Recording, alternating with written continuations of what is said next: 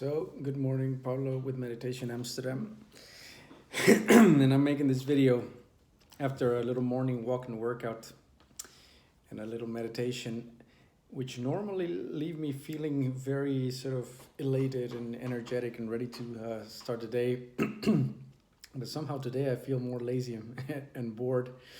And the topic of boredom is one that I wanted to talk about yesterday because I think it's a very important topic.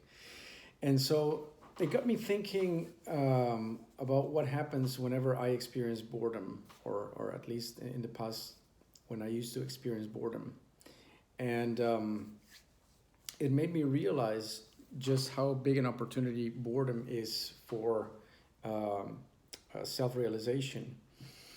And so if we take a step back and we look at the regular state of affairs, in the West, we are very scared of boredom.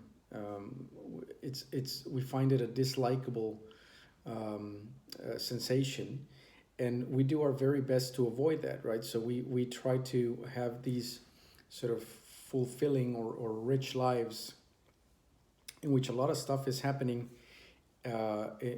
sequentially. So it's one amazing thing after the next, or just chilling, but there's always some doing involved.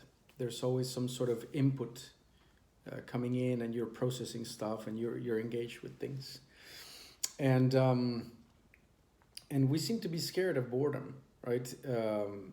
So that whenever it starts to appear, we go, ooh, need to do something, need to watch Netflix, better eat, or I better call a friend. I've noticed, for example, in Amsterdam, that a lot of people, especially women, seem to be very given to this. I don't know, maybe I'm being sexist now. You'll be the one to judge. But a lot of people are walking around with these headless earphones. And they can't seem to be able to go from point A to point B without having a conversation with someone in the meantime, right? So you keep piling up and layering on more and more entertainment to what used to be, for example, people walking in the park. I walk in the park a lot every day. And people walking in the park can't seem to get to do a round of the park without having a phone call in the meantime. So, because God forbid you would just be walking, right? That seems to be like very difficult. Or the old checking of the phone, right? That's another one. So now normally we just think of it as like, oh, it just feels ugly to be bored. But I think it goes a lot deeper than that, and I think that it is a lot more than just ugly. It's terrifying. And I'll give my 2 cents of why that is. And I'll give my 2 cents of why, as terrifying as it is also the biggest opportunity, or one of the biggest opportunities that we can have when we're bored.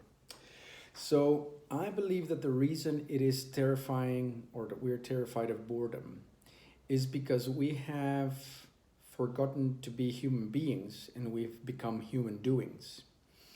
In other words, when all the doing drops away and being stands naked, and you're just sitting around really doing nothing other than just sitting around, and even thoughts have stopped in your head, you become terrified because it is a void, right? You've created emptiness in your life, and your raw being stands naked. And it gives you existential anxiety. You go like, I don't know who I am anymore. I don't know what to do, and it freaks you out. And the reason for that is that because you've been a human doing, and you've been practicing doing all the time, you have completely identified yourself with doing, with activity. With the activity of your body, going around doing things, with the activity of your mind, thinking and feeling things and remembering things. So when all of that drops away, you literally have no ground to stand on. You don't know who you are. And And so that creates a huge amount of existential anxiety because of nature abhors a void, right? So it needs to be filled with something. So on you go, checking your phone or watching Netflix or eating something or working, right? Or calling people or texting people. So and so we shy away from raw beingness because we don't recognize it for what it is. We've identified ourselves with doing. When doing stops, being is all that's left because we don't recognize it, and we're very unfamiliar with it. It freaks us out. Now, look at the opportunity behind this. What we're essentially saying is, especially for those of us who are engaged in a methodical sadhana, if you will, or spiritual disciplines. They're more mental disciplines, really. Spiritual is such a loaded word, but those of us who are engaged in the systematic enhancement and refinement of our consciousness through body work, breath work, mental work like meditation. We are often dangled, or even often dangle ourselves in front of our own nose the carrot of enlightenment or full self-realization. And we do all these practices to try and get closer to that and put our minds in the mode that would invite self-realization to fully blossom. And it works, right? It definitely works. I mean, you can see the change happen. But we often think something is missing. You hear of all these masters that were fully realized, that were really, in the flow all the time, and all this kind of stuff. And you think well, so what is it then? What's missing? And what's missing is, I think, your full acquaintance with and stepping into just being, and from there taking action whenever you feel like, as opposed to identifying with the action and doing part of yourself. And boredom is a window into that. Because whenever you're bored, whenever your thoughts have subsided, you have really nothing to do, nobody's calling on the phone, and then suddenly you have these sort of utter beingness and utter silence, you start to freak out but you haven't recognized that is the window. That is the opening, right? That's the window of opportunity where you are being presented with, okay, you wanted to have an opportunity at being fully realized and enlightened, but when presented with it, you go, because it's the death of who you think you are. Boredom is the death of the human doing that you think you are. The ego during boredom is experiencing death, and that's what freaks you out. You're being annihilated. The I, the me that you think you are, is being annihilated to give rise to the I that always just is. And that ego doesn't like to be annihilated, but that's the opportunity, that's the window, that's the opening, and it must be recognized. Right? So when loneliness, same thing, it's the exact same thing. These are ego killers, and the ego feels like it's dying. And in order to cling to something, it'll launch itself into some sort of social media activity or texting on the phone or things just to, retain some ground underneath.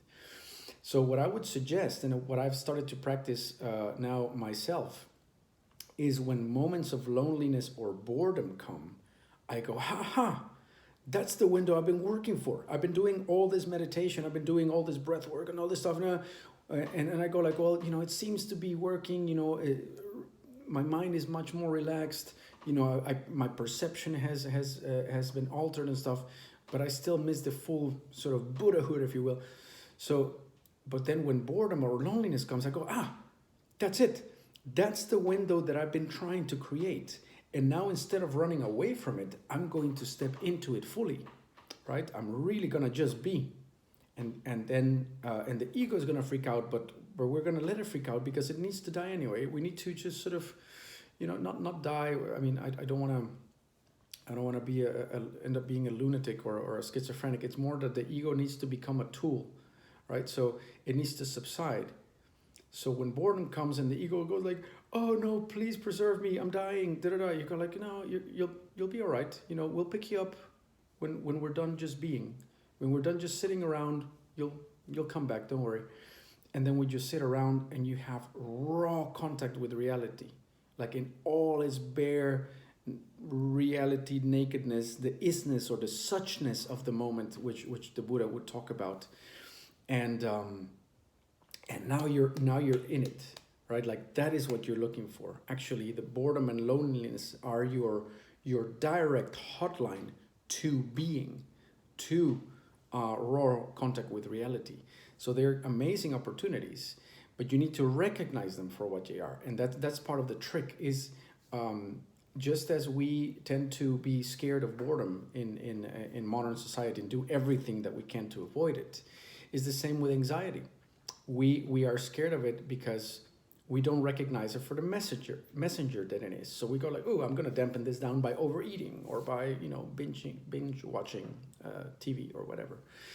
So once you start to recognize loneliness, boredom, anxiety as the royal pathways into self-realization, very interesting things start to happen, because for one thing, you're not scared of them anymore, and therefore they don't pull you in strange directions, or you don't develop I would say dysfunctional or unhealthy habits in order to dampen them down. But you recognize them and you go, something interesting is afoot, pay attention. So like this morning I had anxiety. I had a very today I had a mind attack this morning. I was feeling super negative. I was like, "Oh, the Dutch, are annoying, and Holland, I should, what the hell am I doing here?" And after 2 minutes of that, I went like, "Oh, hello, old friend," right? And of course, anxiety was flaring up, and I was like, "Oh, okay, there it is. That's the window of opportunity. This is, all that talk about, all that high-minded talk about, realization, meditation. This is it. This is the moment where you go like, okay, let's observe." And so you observe, you watch the anxiety play out, it subsides, and now, I'm just kind of bored, but my day has improved dramatically. It could have been a shitty day, right? That initial start of the day where your mind was in a funk could determine your day. For many people, that the day is determined that way over and over again, and then what was a small mood swing becomes a funk, and then a funk becomes a trait. So you become a grumpy person, or just someone who's just like, right? So so you start to recognize these signals for what they are, which is, how like in video games, when you are driving like in a race car and you're bumping against the road, the remote starts to like vibrate and noises start to come, like, is guiding you back into where the video game wants to be, which is in the flow of the main road, so to speak. I had incidentally a funny thing with I don't drive, I don't have a car lately. I rented a fairly modern car the other day, and every time I was trying to change lane, the damn thing just, and I'm like, why is this so unstable? It's like, are the wheels really small in these new cars or something? And it turns out that unless you were using your turning signal, switching lanes was very difficult, because the car thought that you had fallen asleep behind the wheel and you were like veering outside of your lane or something. So very interesting. But so that's anxiety and loneliness and boredom so especially anxiety is a messenger telling you you are seeing things incorrectly right now. You're just, your brain is thinking in negative terms about this situation, that, the other. You are seeing things incorrectly. It may be that the situation needs to be improved or changed or avoided. That's all valid, right? But not from a state of rejection. Okay. Now take boredom and loneliness as an example of messengers that are interesting. Those are the windows of opportunity. You are expecting this ta-da moment to happen after all your spiritual practice, after all your meditation is being done, and you're doing all these practices, and they are definitely having an impact, right? So it's a progressive impact, but you are waiting for a switch, a certain moment in which things flip. And I would argue that if you are avoiding moments of loneliness and moments of boredom, that's never going to come, because that is the moment of the switch. that is the very switch, the very window that you're looking for, is given to you at times, and then your thinking mind goes, ooh, I don't know, any as Aldous Huxley in let me see if I can find it. Let's wing it now, because this is what he talks about in terms of the mind just being afraid of raw void and raw reality. It's just like it avoids it at all costs. I was just reading this bloody quote a couple of days ago. No. Well, so anyway, he has this quote where he says, you know what, anything but raw reality, right? Like I'll do anything as long as I don't have to face raw reality. I'll I want to be in my little bubble of what would you call it, like, I want to be in my little bubble of thinking and imagination, and dampen things down.